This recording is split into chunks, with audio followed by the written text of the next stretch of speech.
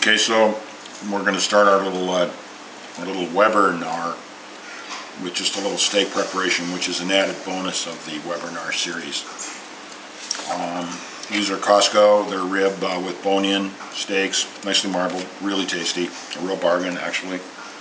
You know, I don't like to use a lot of steak spice or a lot of spice on them. I learned this a couple of years ago, and it's fantastic.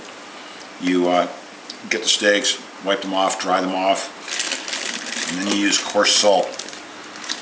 This is nice coarse sea salt, and this is the only spice you're going to need for the whole deal. This is about an hour before they're going to hit the grill. You put the salt on both sides.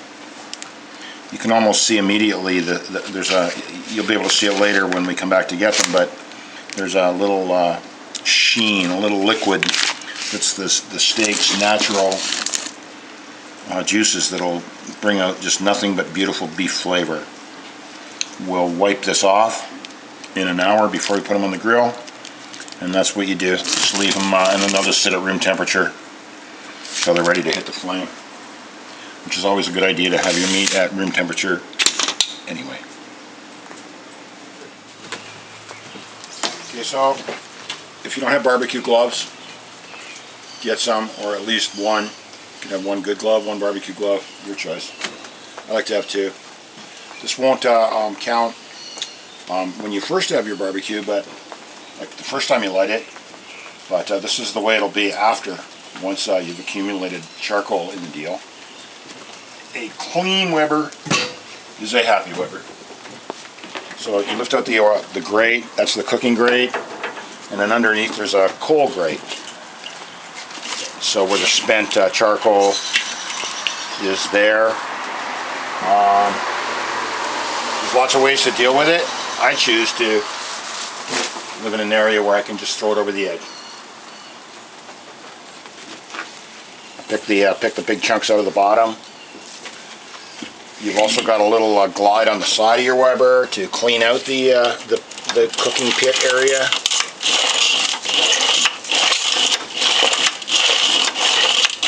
If you look down into the barbecue from up here, you'll see those three louvers, those openings. That's what brings the air up through and really heats it up.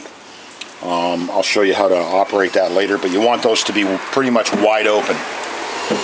I'm not going to empty the tray underneath, but once it's full, you'll empty it too. So now, I always like to put a little bit of paper right underneath the where the chimney's going to go, just to give it a little boost.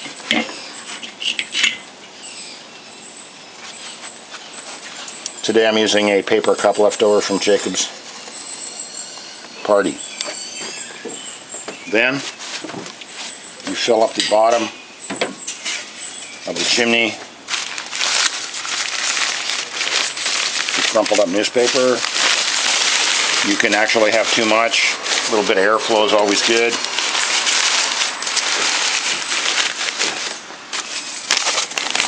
This is all you're going to need to actually get the briquettes going, and it's another reason why I suggest you use briquettes, because they're just so darn dependable. So you set that right back on top in the middle.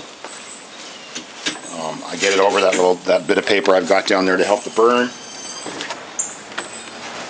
Canadian Tire always has a good price on briquettes. They're usually considerably cheaper than everybody else. This week they had Royal Oak. These bags were like $8. There were 12 at Walmart.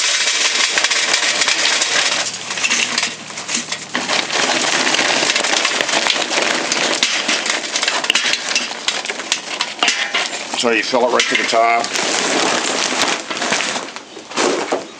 You don your trusty barbecue glove.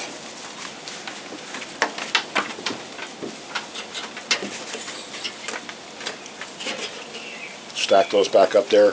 Because we're having steaks, we don't need a lot, but if we were having chicken, I'd really mound that up, and then might even add some more later when I dump it. Chicken takes, of course, a little longer to cook than than steaks. So then it's just a matter of start the burn.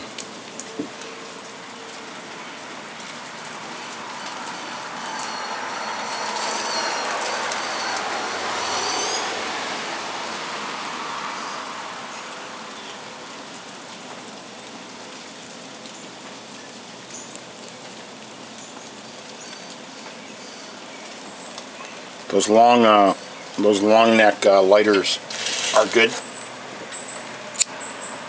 to use. However, I don't have one, so I'm going to do some finger torture lighting.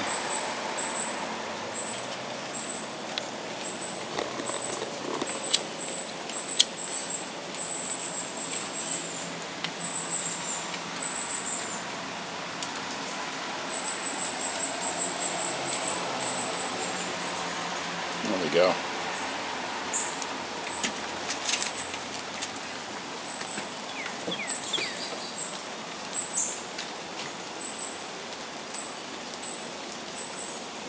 Basically, you walk away now for about 20 minutes. I'll check this in 20 minutes. When we get back, what we'll be looking for is the charcoal to be igniting at the top. And that's really, you don't have to use any stinky fluid or starter, which I find gives it a horrible taste. It's a bit damp, so the paper's been sitting out here, so it's a little bit damp, so it's a little bit extra smoky. But it's an excellent thing to do with the advertising inserts in the local Grimsby Lincoln News.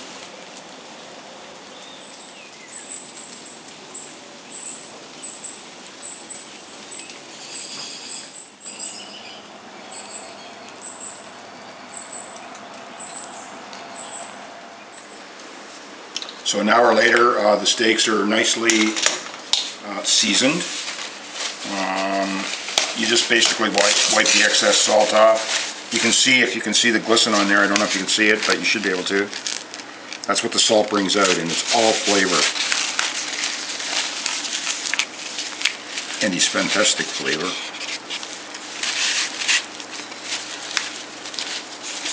See, it's not blood. It's the way it was described to me first was it's sort of the natural tenderizer of the meat. Whatever that means. So I'm going to grill some asparagus at the end too. We're heading back for the barbecue.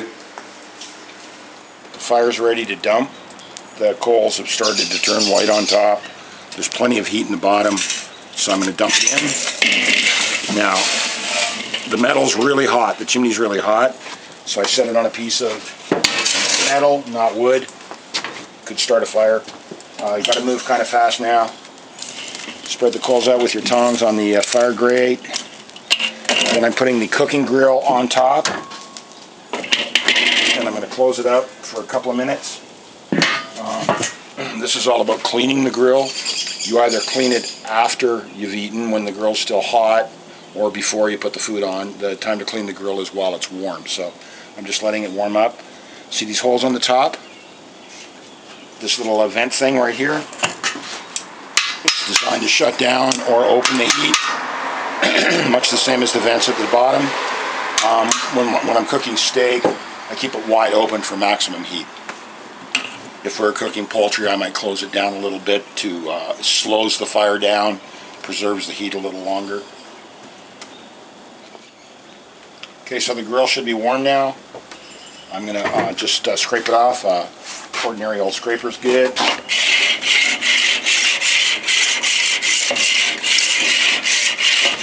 I think the last thing we cooked on here was chicken, so just knocking a little bit of that off. That's good. A little wire brush activity. Once again, the glove's important. You can see that stuff falling down in there catching fire. Now here's the trade secret. And this came to me from one of the great barbecuers of all time. Hickory. The barbecue flavor you know and love is hickory. Don't use mesquite, don't use apple, use hickory. Nice big handful, straight on the fire. Now you got to move fast. Get the grill back on. Get the meat on.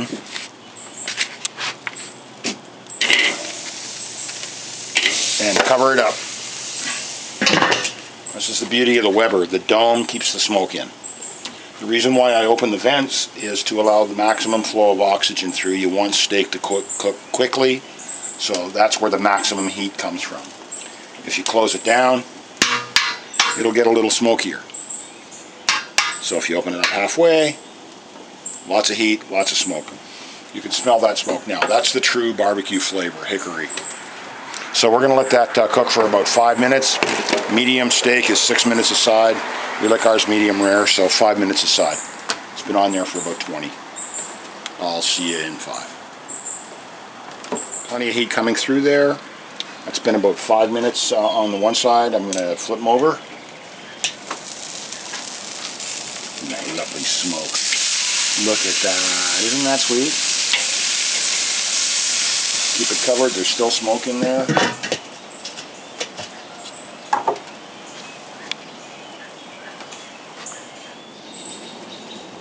Alright, so there you go. There's 5 minutes on the other side. Give it a little turn. It's awfully good to me. So I like to put the steaks into a container after it closes for just sort of that let the meat rest period of the program. It stays hot. Gets back to the house nice. And then I've decided to cook a little asparagus. And so I'm just going to flip it on the grill. There will be casualties.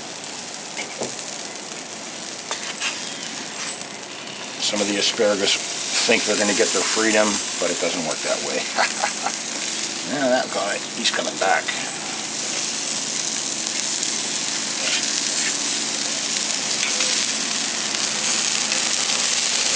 Just get them spread out a little bit. Get the flames looking up at them. 90% of your cooking will be done with the lid. 95% of your cooking will be done with the lid closed. That's the beauty of the Weber. The whole idea is that it grills on the surface, but it cooks the inside because the heat stays in. That is the Weber. Those are probably going to take about 2 minutes.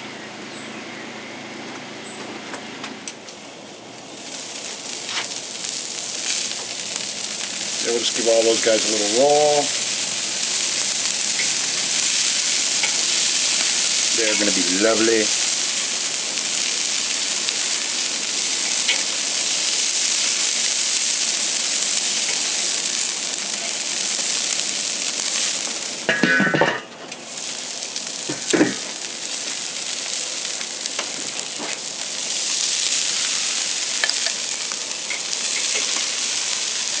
Good tongs, gotta have them.